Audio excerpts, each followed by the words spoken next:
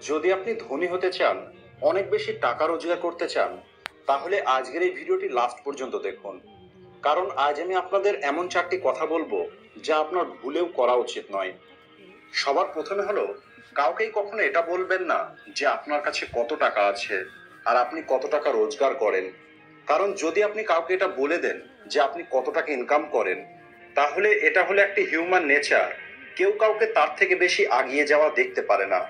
তাই তখন আপনার বন্ধু, আপনার আত্মীয় আপনাকে ছোট দেখানোর চেষ্টা করবে, আপনার পিছনে আপনার জন্য খারাপ কথা বলবে, আপনাকে ডিমোটিভেট করার চেষ্টা করবে, আর আপনার যতটা ক্ষতি করা যায় সেটা করার চেষ্টা করবে, যাতে আপনি তাদের থেকে বেশি আগিয়ে যেতে না পারেন।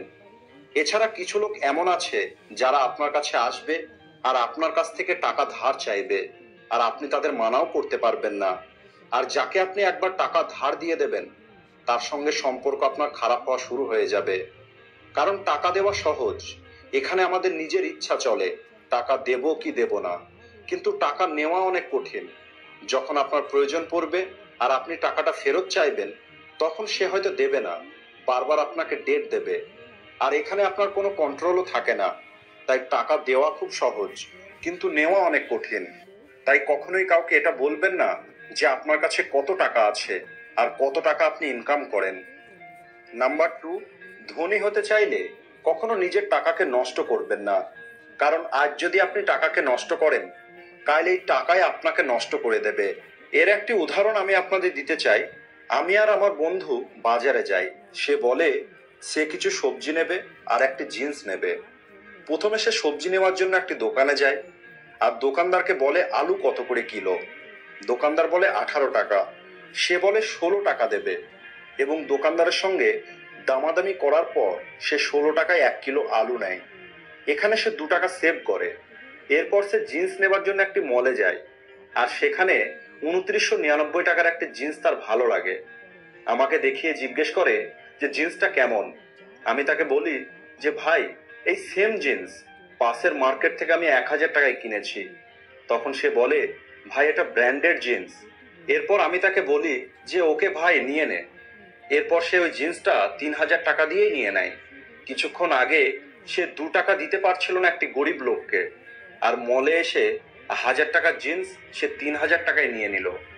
এখানে আমি এটা বলছি না যে সে এই 3000 টাকা দেবার কারণে গরিব হয়ে যাবে, কিন্তু যে অভ্যেসটা তার তৈরি হয়ে গেছে, অর্থাৎ দামি জিনিস কেনার, ব্র্যান্ডেড জিনিস কেনার, এই অভ্যেসের কারণে তার কাছে কখনোই টাকা থাকবে না।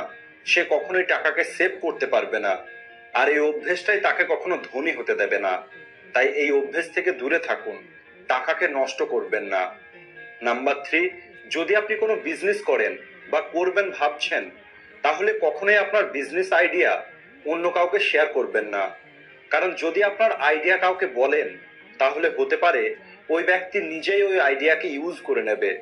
আর আপনার যদি মনে হয় যাকে আপনি আইডিয়াটা বলছেন সে এটা ইউজ করতে পারবে না, তাহলে হতেই পারে সে অন্য কাউকে এটা বলবে, আর সে ওই আইডিয়াটাকে ব্যবহার করে নেবে। মোট কথা, আপনারই লোকসান হবে। তাই নিজের বিজনেস আইডিয়াকে কখনোই কারোর সাথে শেয়ার করবেন না। আর নাম্বার 4, যদি আপনি ধনী হতে চান, তাহলে টাকা ইনভেস্ট করতে ভয় পাবেন না। আপনাকে সবার আগে টাকা সেভ করতে হবে, আর আপনাকে সেটা ইনভেস্ট করতে হবে, যা আপনার ভবিষ্যৎকে সুরক্ষিত করবে ও আপনাকে ধনী হতে সাহায্য করবে। আর টাকা ইনভেস্ট করার জন্য একটি বেস্ট অ্যাপ হলো গ্রো অ্যাপ। গ্রো একটি মিউচুয়াল ফান্ড ইনভেস্টমেন্ট অ্যাপ। আপনি এখানে খুব সহজেই ইনভেস্ট করতে পারেন।